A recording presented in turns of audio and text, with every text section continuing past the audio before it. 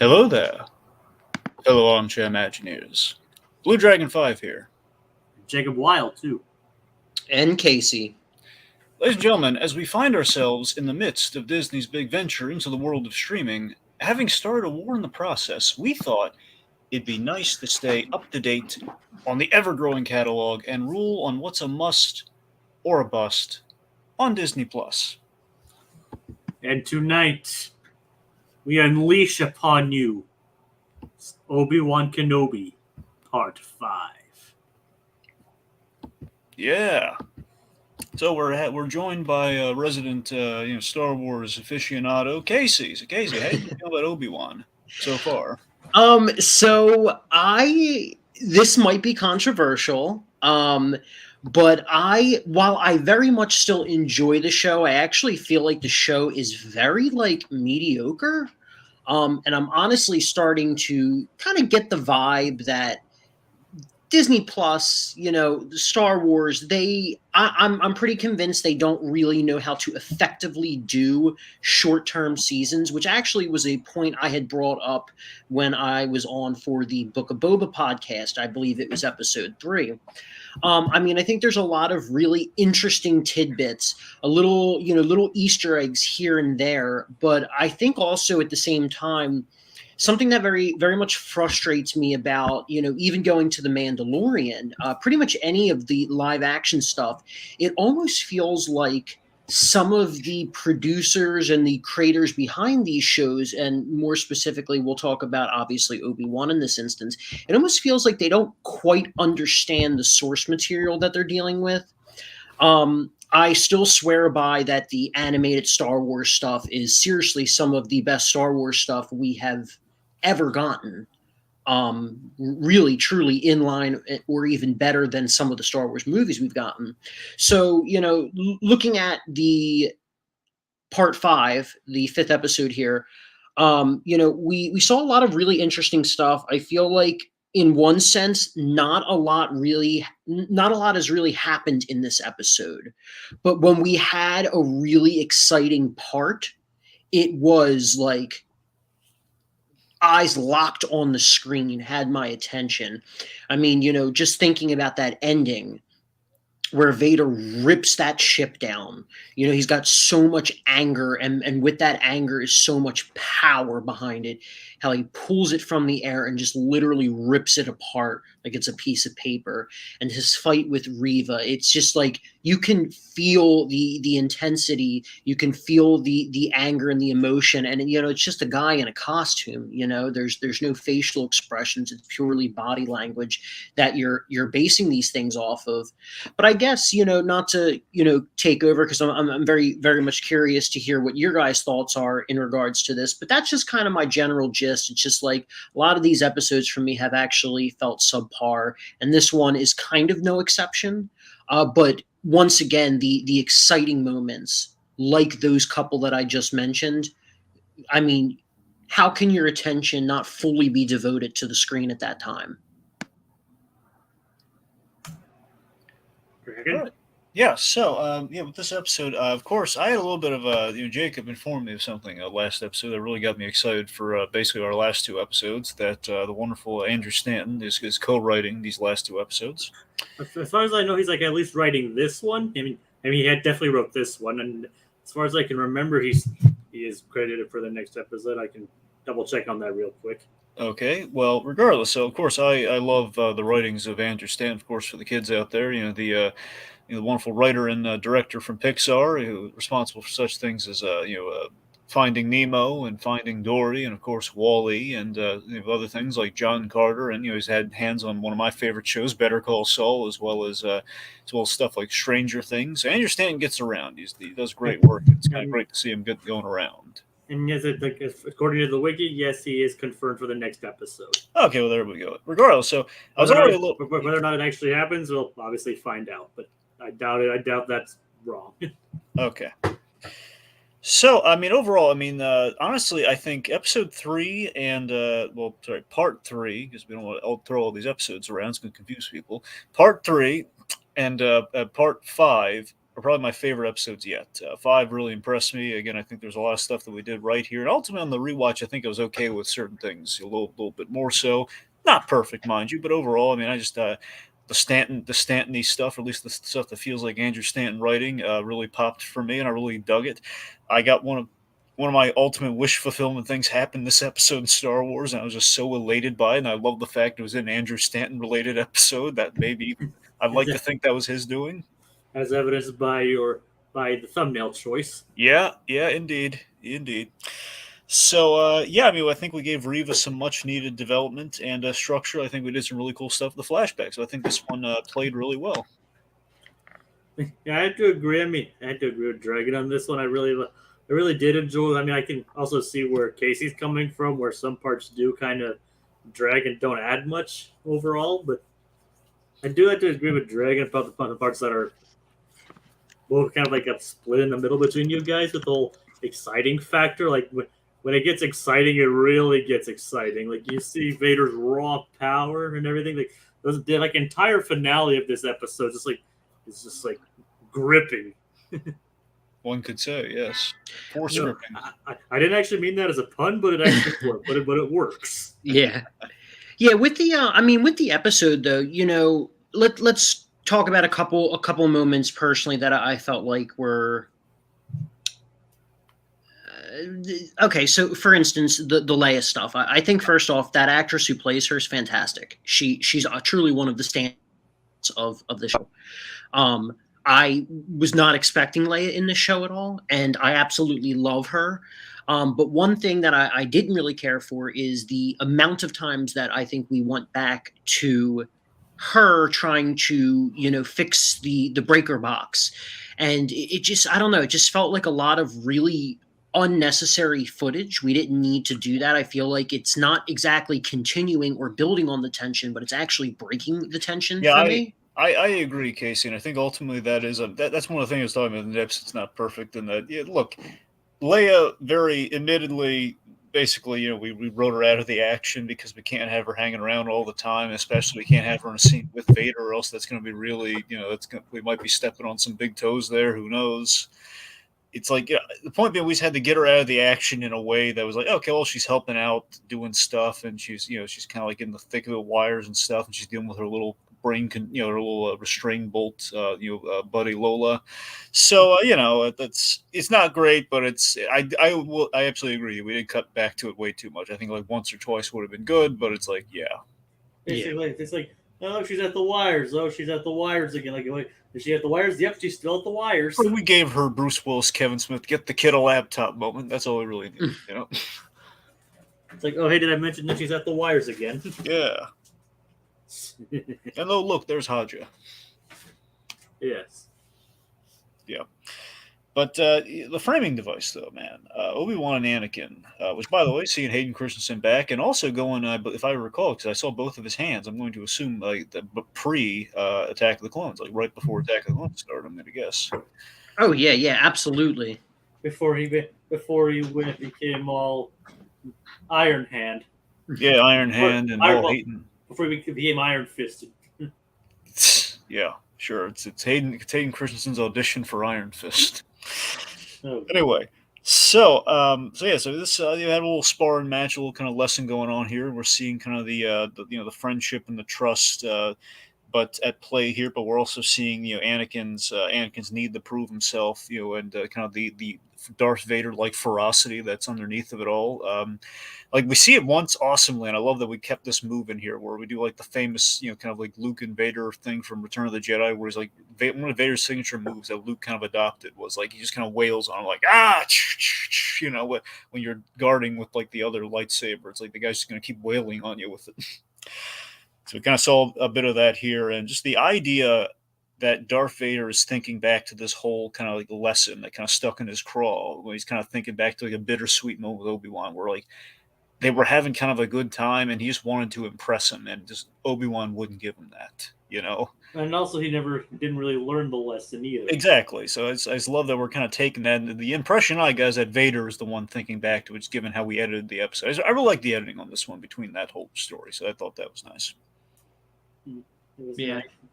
I mean, I think that's the thing, like, and granted, I did just spend like 5 minutes kind of, shitting on this episode, but I do think that this episode is probably the best episode of the season so far.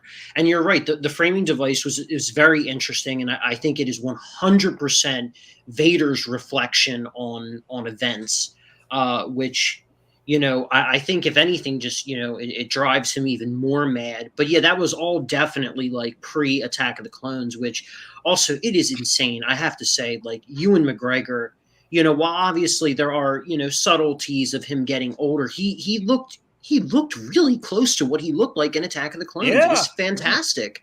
Like I cannot believe that man has aged so incredibly well. Whereas Hayden Christensen, I mean, it's not knocking him. We all age, But I do wish Disney would have truly de-aged him. Now, some people say that they did, but if they did not do it very well. yeah, But that's I can, essentially what I heard. Well, yeah, I can. Let's put it this way: some people would be mad if they did. A lot of people would be mad if they did. I mean, overall, I mean, with all the de-aging we've done with the Star Wars stuff, so far, I think it's been more hit than miss. I mean, especially in the audio capacity. I mean, look what they do with Vader. Vader sounds fantastic. Oh yeah, yeah, yeah. But the thing is, for the flashback sequence, them not de-aging Hayden, you know what? Honestly, it took me out of it when I first saw him.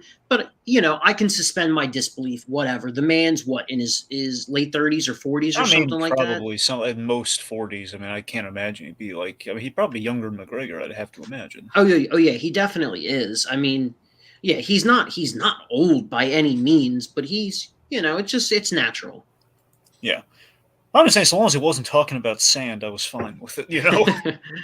He's also 41. I just literally searched it up. Right, But I mean, there you go. but yeah, I mean, it's a shame that they didn't do that. But yeah, the scene was great, and it worked very well throughout the episode. Yeah, it's funny though. With kind of the look back to Clone Wars, I like that Obi-Wan's thinking was very, especially in reference to the best version of Clone Wars, which is the animated show. I like that we had Obi-Wan kind of thinking back to kind of his Clone Wars days with the strategy here, and that he kind of knew that okay, he's trying to lock us in here and basically get me to a point where I'm going to surrender and I'm going to fight. I'm going to fight him without a weapon, essentially, which is ultimately what he did. And it's like, and how how Obi-Wan played Reva's hand, like it's like, you're not taking him to me.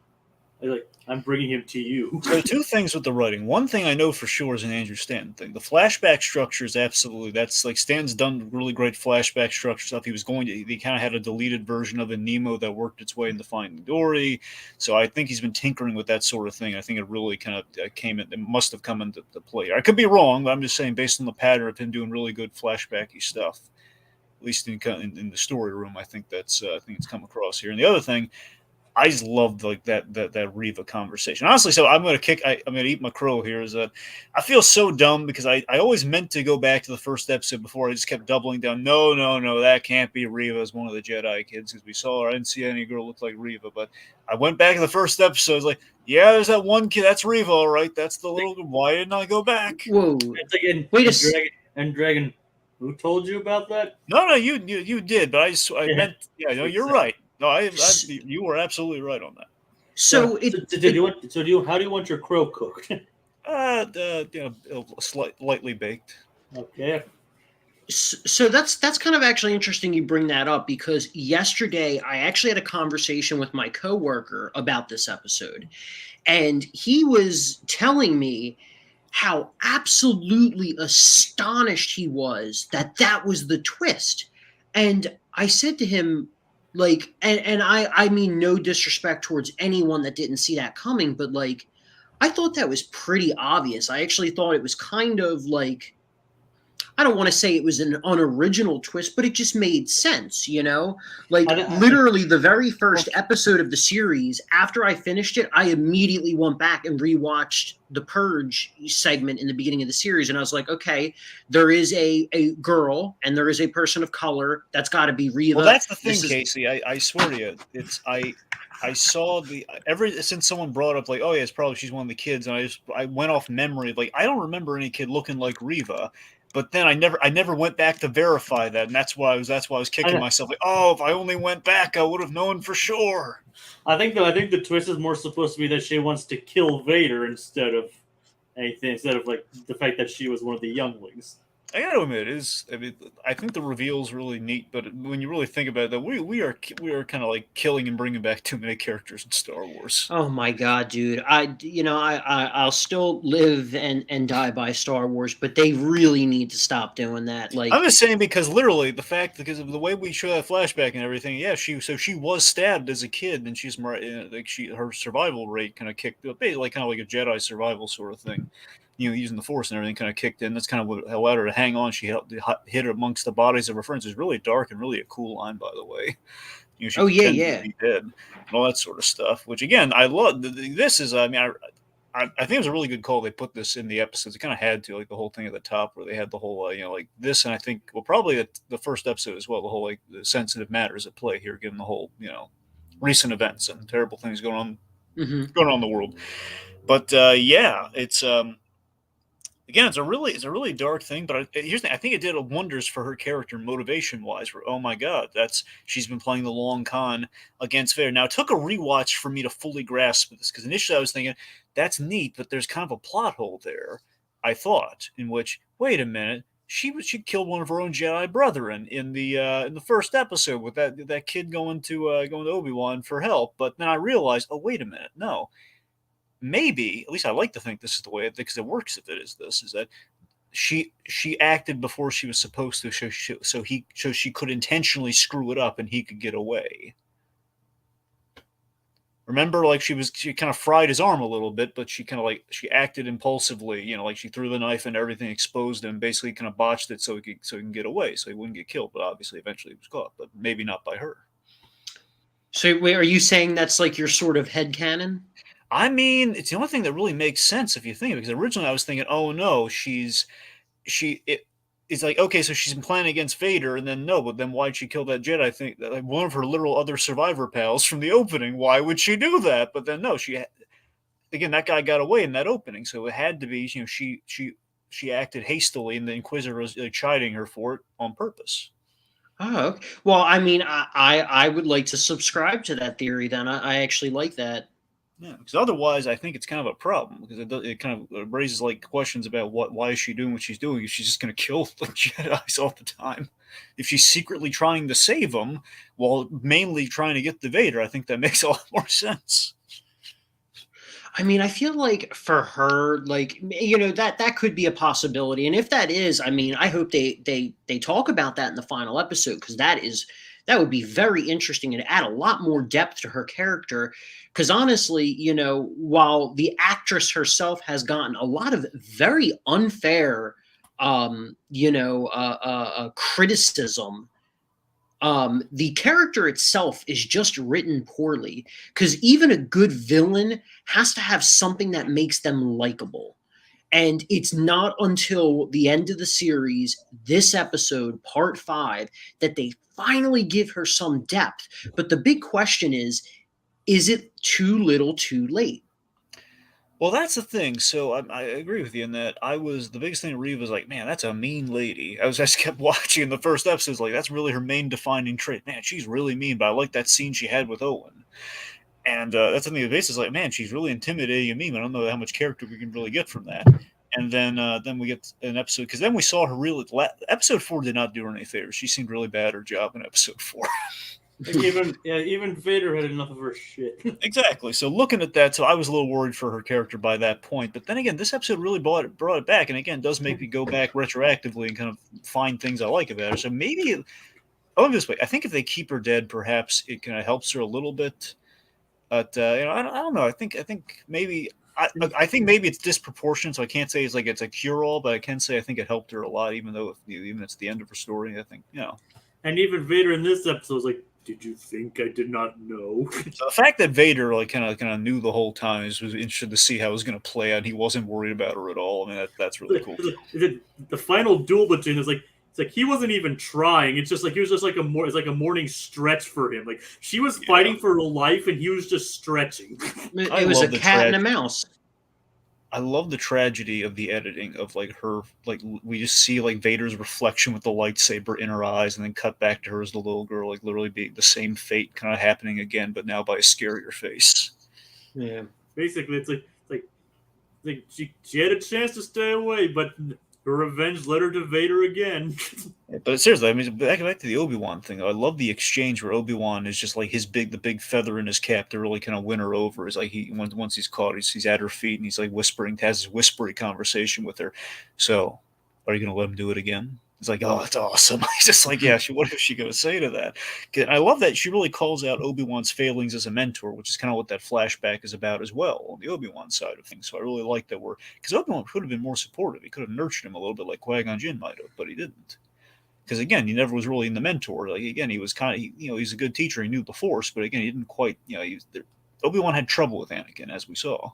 Yeah, I mean, while a lot of people do have issues with the prequels, like the way that I've always viewed it is, it wasn't. I don't think it was the failings of Obi-Wan. I mean, he was a brother to him. He was a mentor. He was a father. He was a lot of things to him. But honestly, the way that Anakin was brought up and the way that he had experienced life prior to the Jedi, it really comes down to the whole Jedi Order being, essentially flawed in how they dealt with things. And that's even something that Yoda brings up, throughout the Skywalker saga, Yeah, and that's the thing with Obi-Wan for me. You look back on kind of like the thing as a whole is that I think Obi-Wan again he was like the reluctant kind of brother to mentor to all those things, kind of the reluctant kind of the master to him.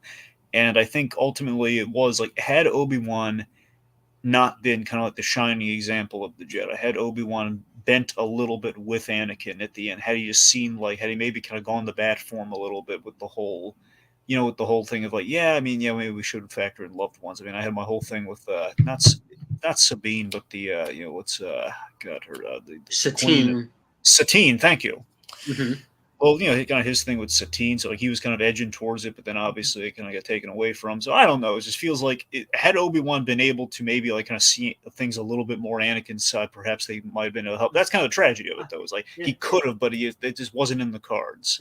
I still remember like one of the best scenes in not in Obi-Wan, but in Clone Wars was at least in that particular arc was like when he was talking to Satine. I thought it was Satine.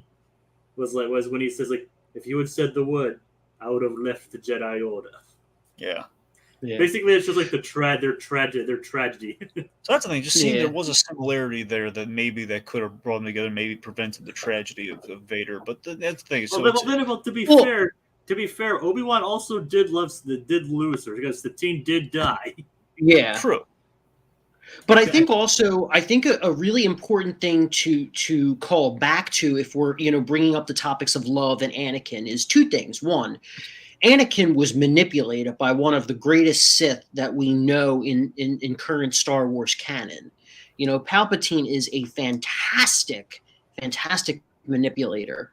I mean, while a lot of people don't love the political stuff from the prequel stuff, I actually find that's very interesting. You have this senator who rose up to essentially, gain ultimate power. But in addition to that, we see in the final season of the Clone Wars, so season 7, in the Bad Batch. Wait, is it the Bad Batch arc? I think it's the Bad Batch arc when Anakin is talking to Padme in the bunkhouse, and the clone troopers know it. Obi-Wan knows it. Everyone knows about Padme. Yeah. And nobody stops it.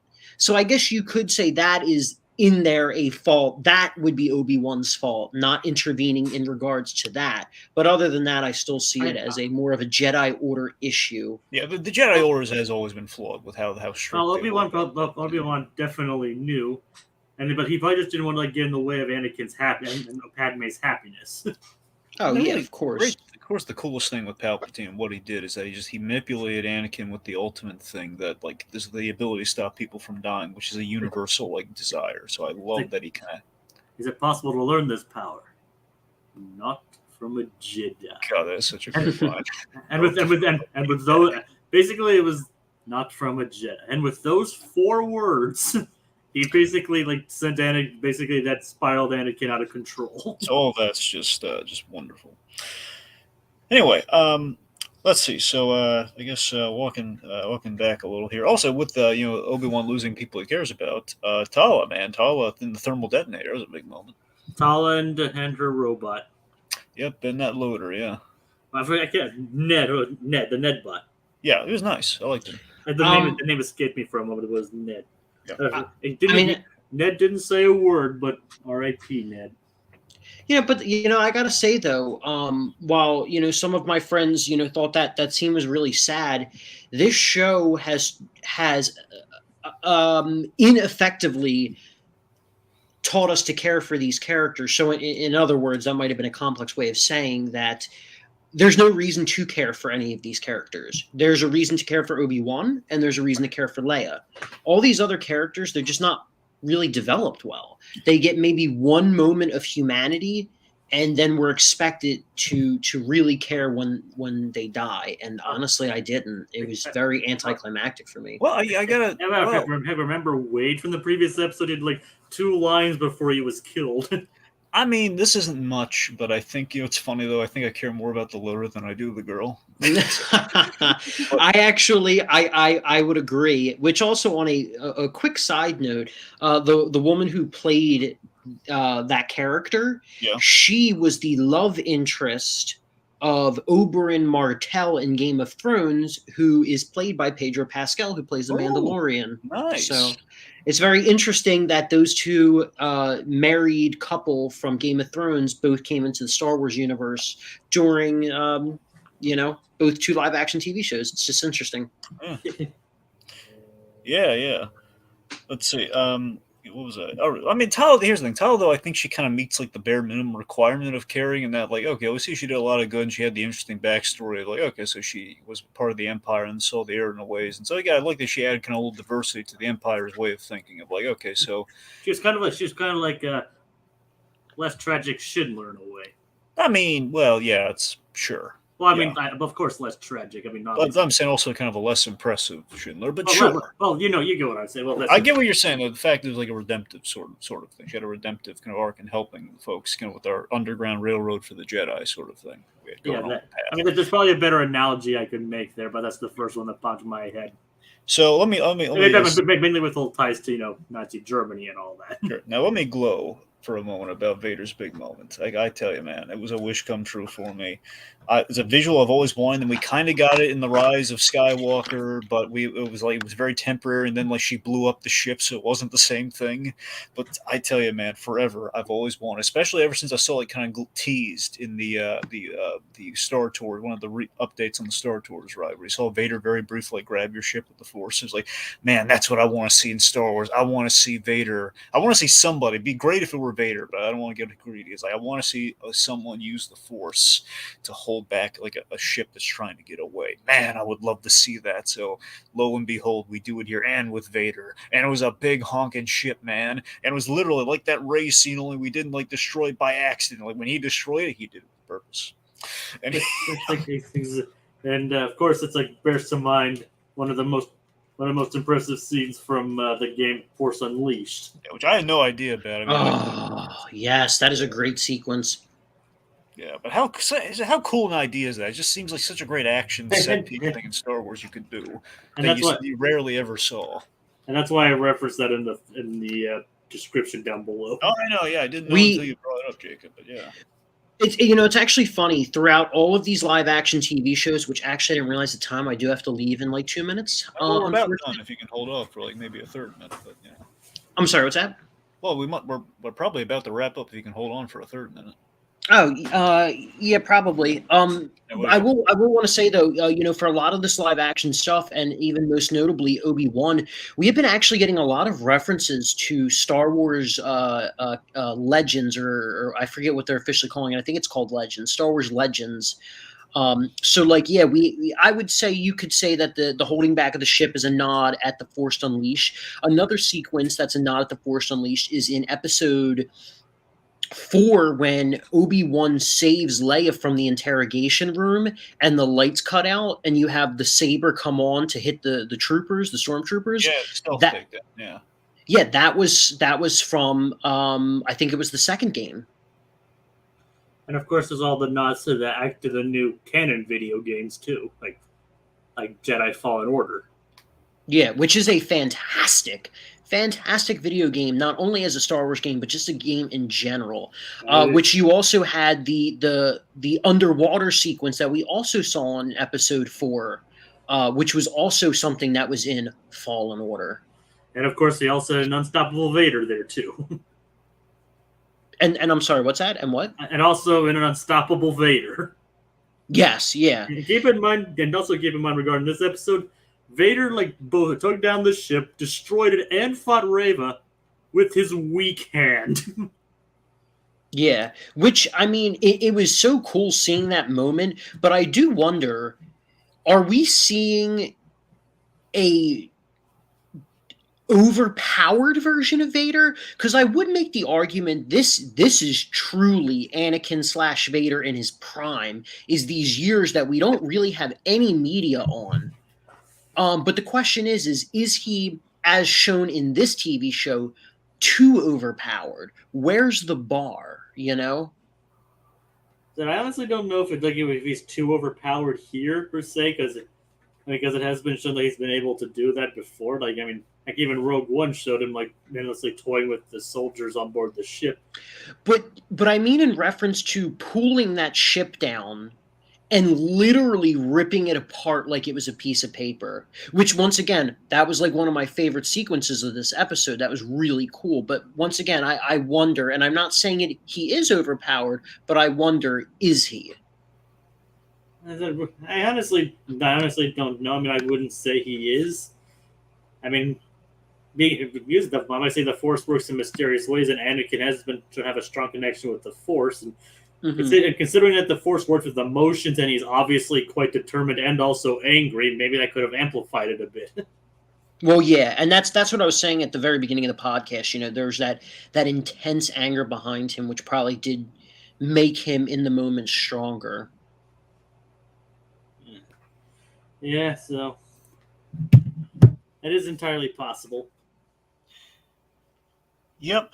I mean, I thought it was a big move when Vader tossed half of the Inquisitor's saber at her too, which is really basically take it, see how well you fare against me. Exactly, it's the confidence. And the Inquisitor's alive. We reveal again, death means nothing in Star Wars with the arrow of the back to tank.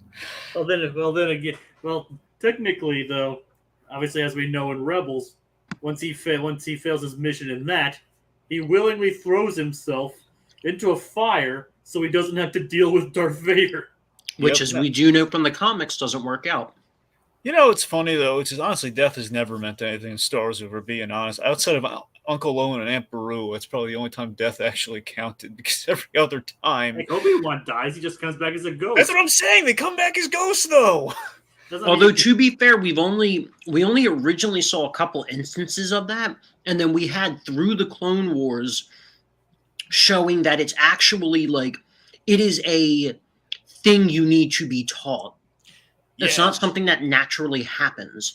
But these live action shows, they're essentially doing away with the high stakes because everyone just comes back. I mean, look at the Book of Boba. Boba, completely regenerated himself in the bacta tank. We have Cobb Vanth, who I'm assuming is coming back to life. Yeah, he's in Nick Shand. Yeah, Fennec Shand. Oh yeah. And don't get me wrong, I love Timothy Oliphant, but so it'll be cool to have him back as that character. But yeah, it's just when you do it that much, you really do essentially just destroy the stakes at play. And I'll tell you who we need to bring back. I want Cad Bane back, man. Bring him back. Well, there are a lot of theories he's still alive because of his heart monitor was still beeping. I'd like to think so. I mean, I think the odds are good, just given everyone else has come back, so we'll see. I think, honestly, Cad Bane is the new Boba Fett. The mystery and appeal behind him is fantastic. I think, honestly, he's the best bounty hunter we've ever seen. He is fantastic. He literally took on multiple Jedi before and has escaped. And of course, we got Corey Burton with the voice. Yes. Oh yeah. Well, we can give him that toothpick. But yeah, I hope to see more of him. Which I'll say this one last note because then I do unfortunately have to go. But There, like I said earlier at the beginning of the podcast too, and I bring it up because we're talking about Cad Bane. There are the as I said, I think some of these people don't quite either understand the source material or they don't truly stay true to the source material. And I think a couple noticeable differences is Cad Bane, not quite what he should look like in a live action. You could make the argument, he's a little bit older, but even so, it's not quite the design of it. And that is a particularly bizarre case because Dave Filoni was involved in both of those. Yes, and also even Ahsoka, her designs on her headdress thing, her actual tentacles. I don't know what you officially call those, and I hate that I don't know what they're called right now, but they're not actually accurate. In addition to that, we have the Grand Inquisitor. That species is from Utapau. They have very elongated oval heads. This guy does not. But we also know the Grand Inquisitor, the actor that plays him, refused to acknowledge the original source material because the Grand Inquisitor is like one of the coolest things in season 1 of Rebels. He is sadistic and he loves the thrill of the hunt for the Jedi. This version in the live action, both the actual look of him and the personality behind him does not match. But those are just kind of my final thoughts. But like I said, I mean, I still enjoy this stuff, even though I might seem very critical about a lot of it. Fair enough. Okay. So, final thoughts.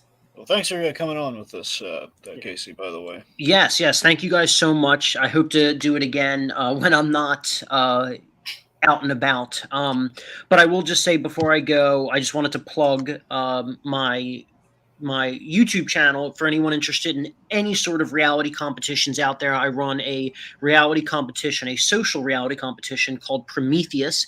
You can find us on YouTube just by typing in the search bar Prometheus web series, or you can go to youtube.com/Prometheus_web series.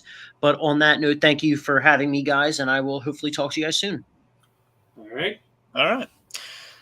I guess just last note to hit before wrapping up Tuesday. Again, our next episode, Organa's message came through. It's been discovered, and it seems like we might be heading to Tatooine to actually check in on that little Luke Skywalker kid. Ooh, yeah. Yeah. We know Vader's not going to like going there, though. Yeah. Oh, yeah, for sure. He doesn't want to get any sand in his respirator. Oh, for sure. I'd imagine the stakes would be we can't let Luke get near that Vader guy, and that's probably imagine that's going to be the stakes of the episode. And the main thing I'm hoping for is that we get that Qui-Gon Jinn payoff in this last episode because we still haven't done that yet. You're old Liam Neeson. I know. I'm hoping for it. Me too.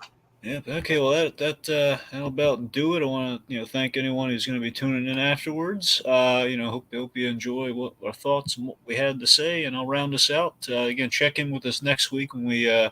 Whenever we do it next, I won't say a specific date because we're not sure. But whenever we do it next, tune in for the last epic finale, episode 6. And we'll be covering a Lightyear debate on Friday. Yes, we are. All right, so that'll do it for us this week as we holster our remotes until the next installment calls for the draw. Mano y mano, just Plus&Us. Hey, Leia's still at the wires again. Lola.